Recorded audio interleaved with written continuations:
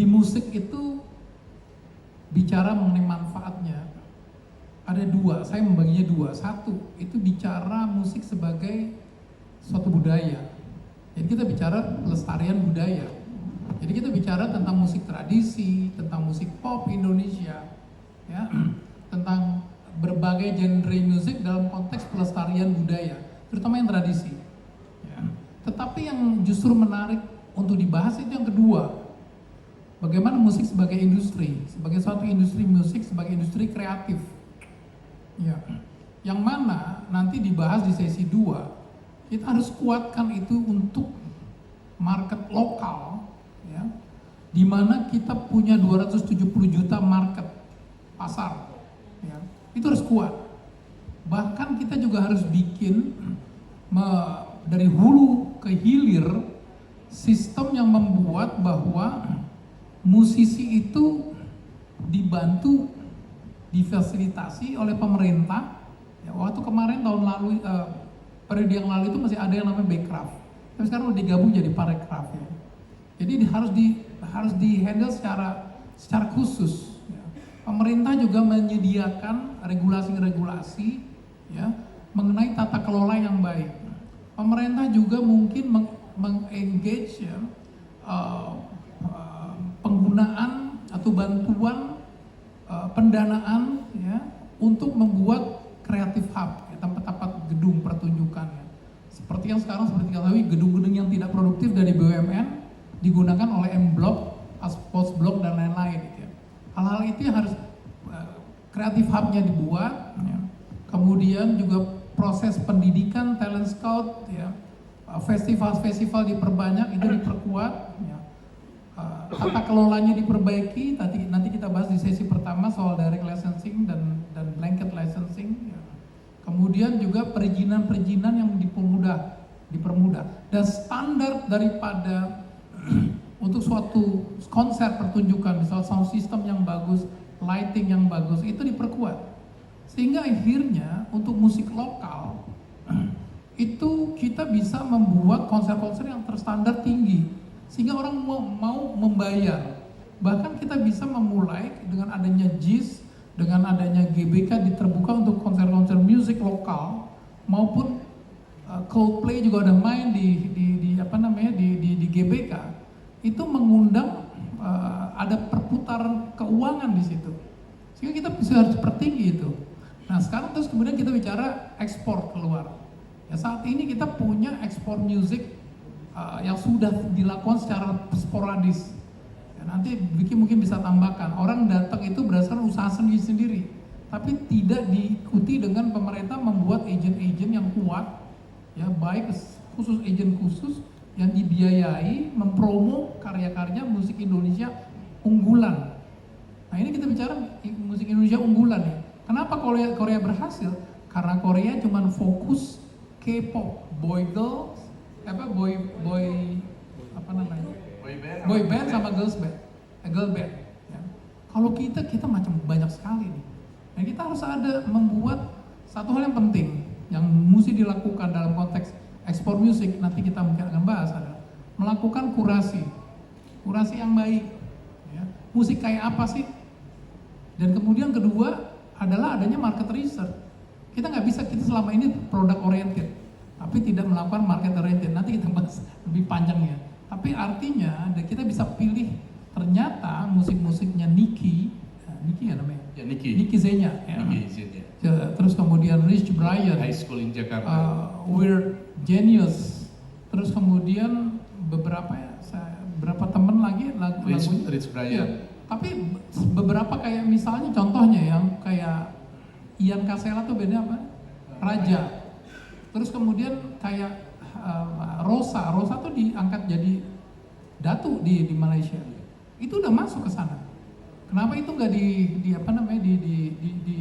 terus diperbaiki, dibikin sistemnya, sehingga akhirnya terbentuk. Karena kita melakukan market research, kita tahu yang dibutuhkan di luar itu musik Indonesia kayak apa, dan kemudian kita fokus ke sana.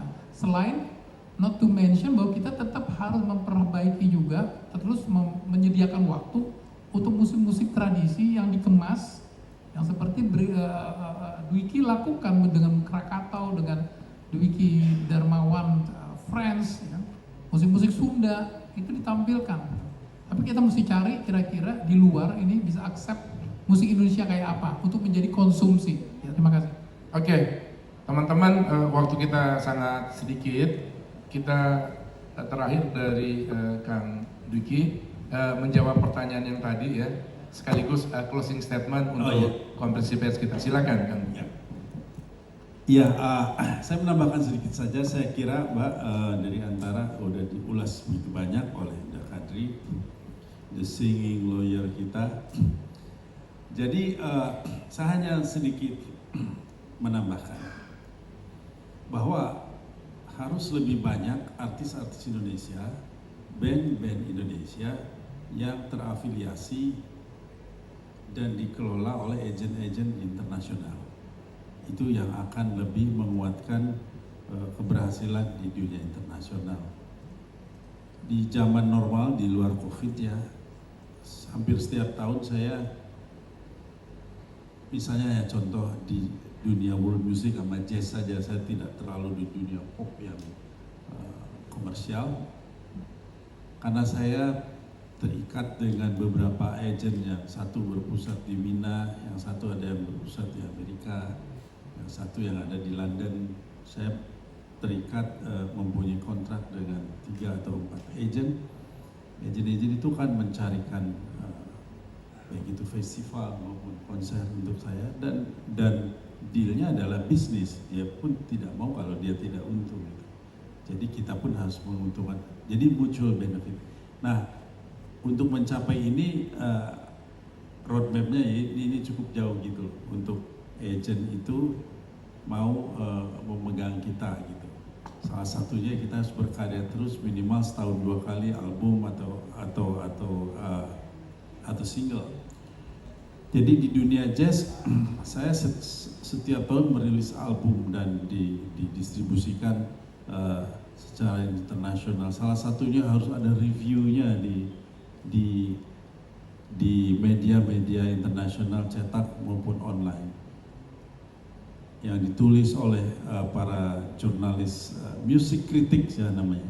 Itu lebih spesifik ya kalau di dunia jazz maupun di dunia world music ataupun progresif. Nah, hal seperti itu yang harus lebih dibanyakin, dan saya pun berniat ingin membuka pathway atau jalur arah itu dari berdasarkan pengalaman saya. Mungkin nantinya bisa memproduce dari yang muda-muda yang melakukan musik-musik kolaboratif itu tadi. Dan yang terpenting di Indonesia adalah sumber inspirasi yang tidak ada habis-habisnya. Karena budaya yang begitu banyak, saya merasa beruntung sekali lahir besar di Indonesia.